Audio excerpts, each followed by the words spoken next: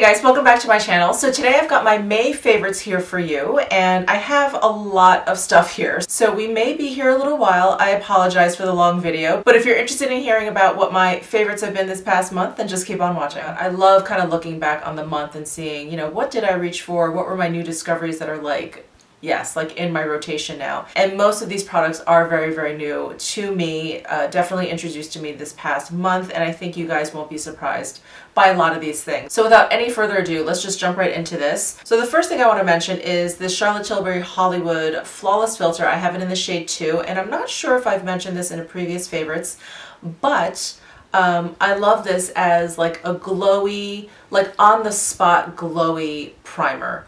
And I just apply this to where I would normally highlight, so the high points of my face. I don't put this all over. I think it's a little bit too much for all over the face. So I just really focus the application, and this has, I'm sure you guys have seen this before, but it has the giant doe foot applicator, so it makes it very, very easy to kind of focus your application. So I've really been enjoying this. And I didn't want to really beat a dead horse to the ground, but yes, I've been loving my La Mer foundation still. Yes, I've been loving the Clé de Peau, the foundation still, and all those foundations that I talked about that I really enjoyed during my foundation week, I've been using on and off. But the one that that I didn't really mention during foundation week that I have been using and I wanted to mention today is the new Kogen Do Aqua foundation. I have it in the shades 123 and 113, and they were kind enough to send this to me. So I did a whole review on this foundation, and it is lovely. It's just a great everyday foundation. There is SPF in the foundation. For labeling purposes in the US, they can't say that, but there is SPF in there, so I don't know the level. And in terms of the shades, so I used to wear 123 in the original Aqua foundation. I've lost a little bit of color, and so they sent me 113 also. The 123 I compared, the new one, I compared to the old one, and it is fairly different. And so I kind of asked the woman that I've been communicating with over there. She said they took the peachiness out of the new 123. So the older one is a little bit warmer. So if it was a little bit too warm for you, you'll probably get along with the new 123 shade. So I just wanted to mention that if you're curious about shades. But I can wear kind of like either of these. Today, I just have the 123 on because I have been getting a little bit more sun. I've been going to the dog park more, but I can also get away with the 113. You can see that they're not too different. This one just seems a little bit cooler in tone. The 113 just seems a little bit more natural. I mean, it is a little bit lighter. This is 113. If I'm feeling high maintenance, I'll use 123 on my like forehead, and I'll use 113 on the bottom half of my face, which is naturally paler. So I've been loving this. This is one of those foundations that looks better as the day goes on. It really melds with your skin, and there's like this really lovely glow that comes through, but there is like a powder technology in this foundation that really keeps your oils at bay, so you don't look shiny. You just look a little bit radiant. It's a really, really interesting foundation. I love it. I just think it looks so, so pretty on the skin. It looks great on my cheeks. It looks great on the oilier parts of my face. It looks great along my forehead here where I have a little bit of texture. It doesn't pick up on that at all. It's just wonderful. I just love it. And then I've been using these two things I mentioned in my last month's favorites, but I've been continuing to use them. It's the Clé de Peau concealer. I use that around my eyes, that's what I have on, and also the Clé de Peau loose powder, the setting powder. Just did a whole video on that, so I'm not gonna kind of keep talking on and on about these things, but I've been loving these, continuously using these. And then I've been loving the By Terry Sun Designer palette in Happy Sun. This is the one that's a little bit more neutral. I just love this. I think what totally won me over, I mean, I think this is a beautiful palette and it's perfect for my skin tone and it's just great, but I think what really won me over was this shade up here. It is surprisingly a beautiful highlight, and that's what I have on my cheeks today. It's just gorgeous.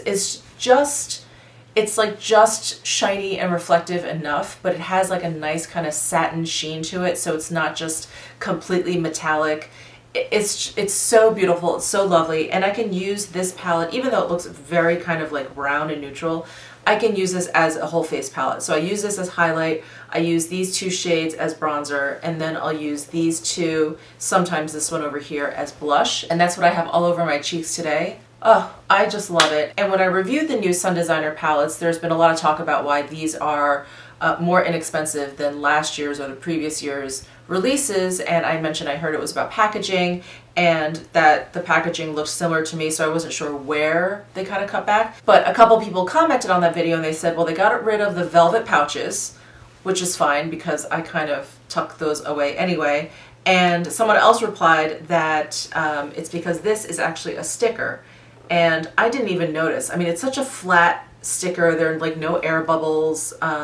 It doesn't look terribly cheesy. So if it's just the sticker and the pouch, then I'm a-okay with that. I mean, it literally is like $30 less than last year's. I think almost $30 less than last year's. But the product is still made in Italy. I find the product to be on par with last year's Sun Designer palettes. I don't think there's been any compromise in the actual product. I think that they work just the same. They behave the same. They're a little bit, if you have the previous Sun Designer palettes, they're a little bit powdery, you know, when you stick your brush in.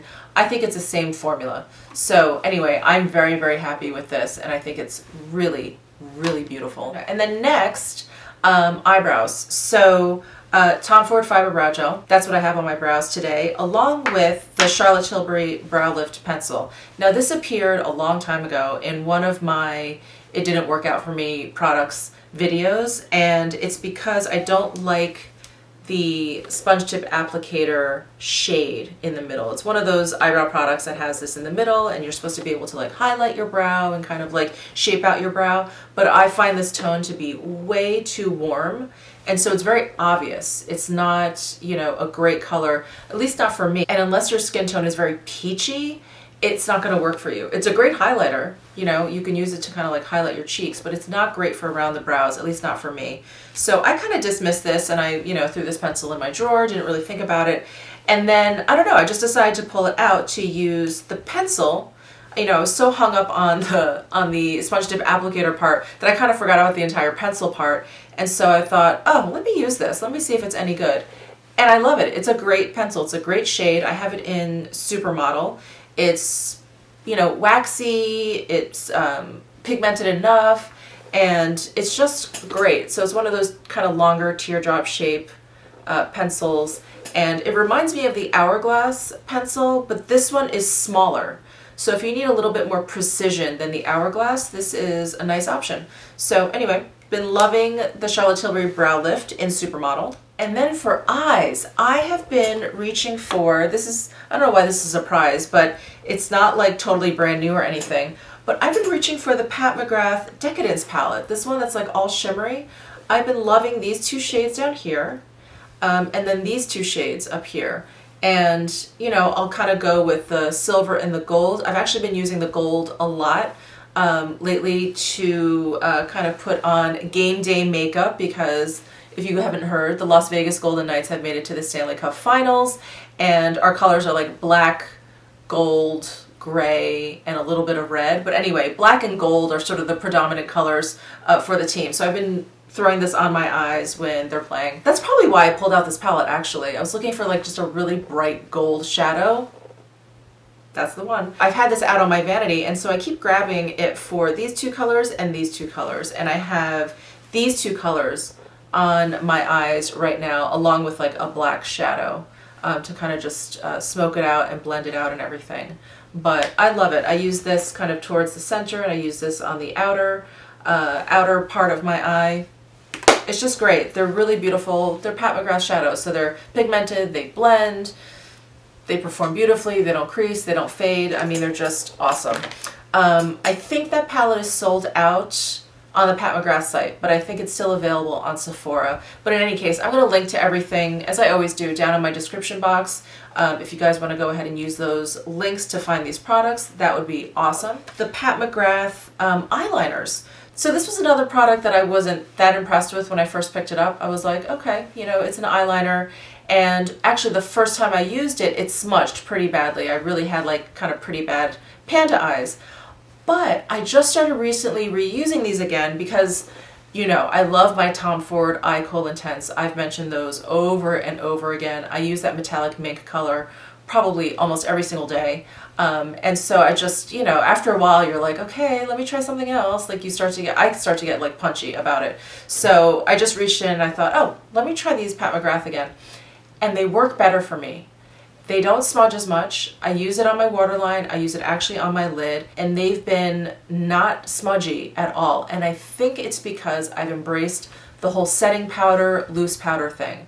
So if you have really emollient, or let's say really greasy skin or around your eyes and you don't powder it down, yeah, everything is just going to smear and move. I mean, that's really why we use setting powder. So I think ever since I kind of fell down this loose powder rabbit hole, the eyeliner now works a lot better. It's almost like it's setting the eyeliner down too. So anyway, it's working great for me. I have it in extreme black, but I've also been using the Blitz Brown, which is almost the equivalent to like Tom Ford's metallic mink. It's just a little bit more glitzy than the metallic mink. So anyway, these pencils have been working out really, really well for me, so I'm happy about that. Okay, and then finishing powders, and I feel like I have these to blame for going down this whole loose powder, finishing powder, setting powder rabbit hole, but it's all these Guerlain meteorites that I purchased. If you watched my Guerlain try-on haul, you saw me put all these on. So I have the meteorites in medium and doré, so shades 3 and 4, so medium and like dark. And I like to use the medium as a finishing powder over basically anywhere except for my blush bronze area, and maybe around the perimeter of my forehead. And then I'll go in with the doré around like the perimeter of my forehead and my cheek area. So they make beautiful finishing powders. That's what I have on my cheeks today. And then I've been using this limited edition gold meteorites and just finishing off my highlighter just to kind of give it even a little bit more punch, and on areas where I have highlighted. So like the bridge of my nose, a little bit of my forehead, a little bit of my chin. So I've been using all 3 meteorites to finish off my makeup, and I just love it. It's that extra step that's like so worth it. And then last but not least, this is very new to my collection, but I actually had to run downstairs and get this from my purse, and I feel like that's when you know you've got a good lip product. This is the Pat McGrath Lust Gloss Lip Gloss in Flesh Astral. So it's the one that is like neutral tone, but there's sparkles in there. And that's what I have on my lips today. I have it on alone, but it's great if you want to add it over something else, which I think is great about her lip glosses. I know a lot of people were like, I'm not gonna buy those lip glosses if they're that sheer, but I think you can wear them alone. But I like that they're sheer because you can layer them over a lipstick and that lipstick will still shine through, and you're just kind of giving it a veil of a different color. So I think it makes them a little bit more versatile, a little bit more fun, but that's just me. I know plenty of people who like more pigmented lip glosses, but here is Flesh Astral. There's the applicator. It's a regular doe foot applicator that's just sort of leaning back a little bit. And there is a swatch on my hand right there. Sorry, I don't know what that is. It's just really beautiful, and you know, I love them all. I love all the lip glosses. I've had them in the box that they came in, just set out where I do my makeup, and I literally will just go in and just like pick a different one and put it on and think, oh, that looks great too. This one's just been living in my purse. This one I feel like goes with everything and I could throw it on. But all the color, the gold ones, the Twilo, that peach one I just wore, I love them all. So I'm sorry, so just one last thing that I want to mention. The Sonia KASHUK makeup sponge. I think a bunch of people have been talking about this, but I love this sponge. And you know, I don't really apply my makeup with sponge. I'm kind of a brush gal. I just like brushes. I like working with brushes. But this sponge is great. One, because it's big.